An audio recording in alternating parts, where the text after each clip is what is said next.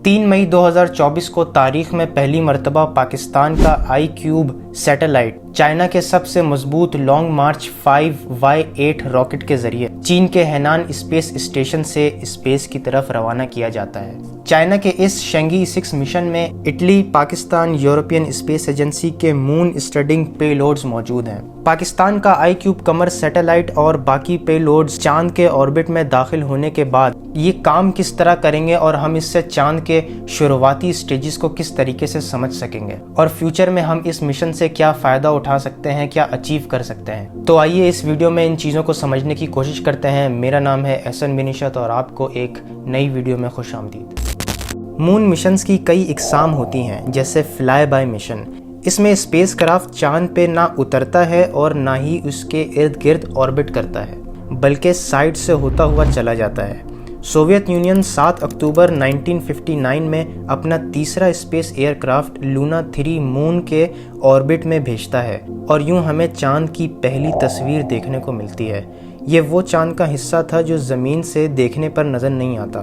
दूसरा orbiter mission, जहाँ पे स्पेस क्राफ्ट चांद के गिर्द ऑर्बिट करता रहता है और तस्वीरें लेता है। इसमें भी कोई रोवर वगैरह चांद पे नहीं उतरता। इसी ऑर्बिटिंग के दौरान जब स्पेस क्राफ्ट का ही एक पार्ट जानबूझकर टारगेट की हुई जगह पर क्रैश किया जाता है, तो जैसे जैसे क्रैश कराए जाने वाला पार्ट चांद की सतह से करीब होता रहता है, वैसे वैसे वो तस्वीरें लेता रहता है और यूं हमें चांद का क्लोज लुक देखने को मिलता है। क्रैश कराने से जो मिट्टी और धूल उड़ती है, उससे हमें क्लू मिलता है कि चांद किस तरीके से फॉर्म हुआ है। जैसे केक को काटते हैं तो पता लगता है अंदर क्या क्या मौजूद है।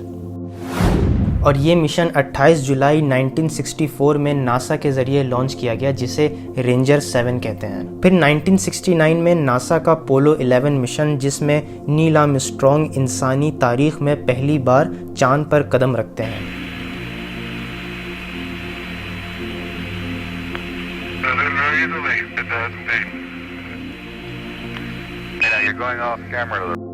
अभी आप लोगों के जहन में सवाल आ रहा होगा कि भाई इतने सारे स्पेस क्राफ्ट हम कब से भेजे जा रहे हैं। हाल ही में इंडिया का चंद्रयान 3 भेजा गया, जिसने चांद पर पानी का सबूत दिया।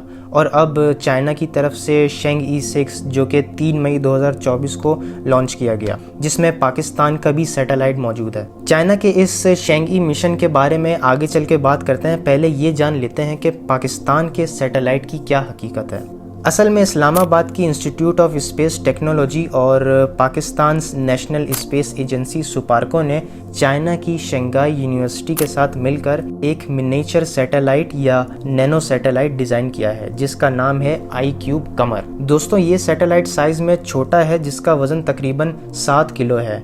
iCube कमर जैसे मिनिएचर साइंसी तहकीक को आसान बनाने और स्पेस को एक्सप्लोर करने के लिए एक बड़ा किरदार अदा करते हैं। माहिरीन का ये कहना है कि ये सैटेलाइट 8 मई 2024 को शेंगी 6 ऑर्बिटर से सेपरेट हो जाएगा और चांद के गिर्द 3 से 6 महीने तक ऑर्बिट करता रहेगा। iCube कमर में 2 ऑप्टिकल कैमरास मौजूद हैं, जिससे हम लूनर सरफेस की तस्वीरें ले सकते हैं। दोस्तों, पाकिस्तान ने इससे पहले भी चाइना के साथ मिलकर एक सैटेलाइट iCube 1 21 नवंबर 2013 को लॉन्च किया था।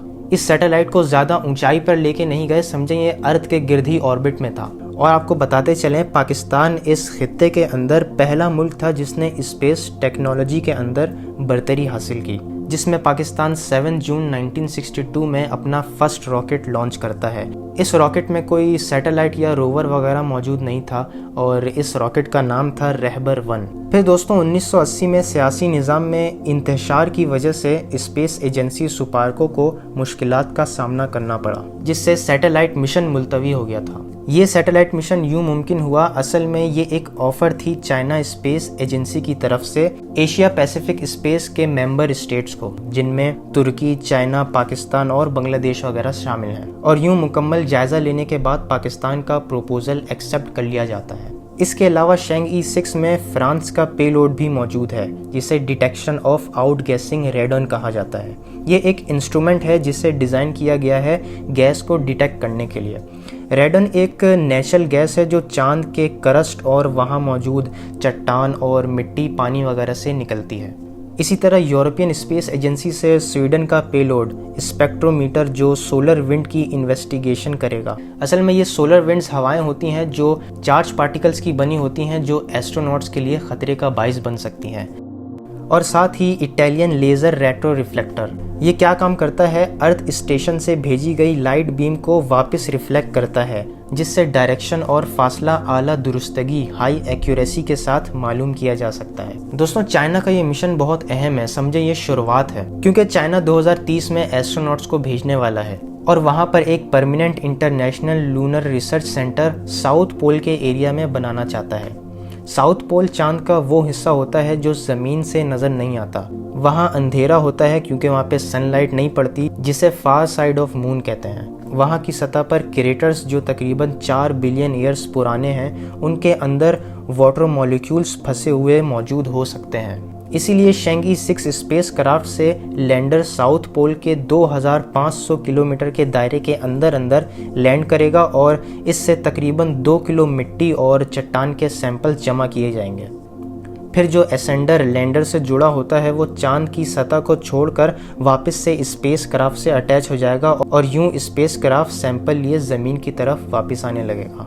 इस प्रोसेस को तकरीबन 53 डेज लगेंगे। फिर उन मटेरियल्स की जांच पड़ताल की जाएगी और इससे पता लगाया जा सकेगा कि स्पेस स्टेशन लूनर सरफेस पे बनाने के लिए हमें क्या क्या चीज़ें और कौन कौन सा मटेरियल दरकार है। क्योंकि सैंपल साउथ पोल वाले एरिया से लिए जाएंगे, इससे वहाँ मौजूद बड़े बड़े क्रेटर जो छुपे हुए हैं उनका पता लगाया जा सकेगा, उनके बारे में ज़्यादा से ज़्यादा इन्फॉर्मेशन हासिल की जा सकेगी, क्योंकि हर क्रेटर अपने अंदर एक कहानी रखता है। दोस्तों, हमने ऊपर सोलर विंड के हवाले से बात करी है कि ये कितनी ख़तरनाक शुआएँ हवाएँ होती हैं। अगर आप जानना चाहते हैं कि इन सोलर विंड से हमारी जो ज़मीन है वो किस तरीके से बची हुई है, तो आप इधर देखिए। अगर आप बाकी सैयारों के मौसमात के बारे में जानना चाहते हैं तो यहाँ क्लिक कीजिए। फिर मिलते हैं आपसे अगली वीडियो में। अल्लाह हाफ़िज़।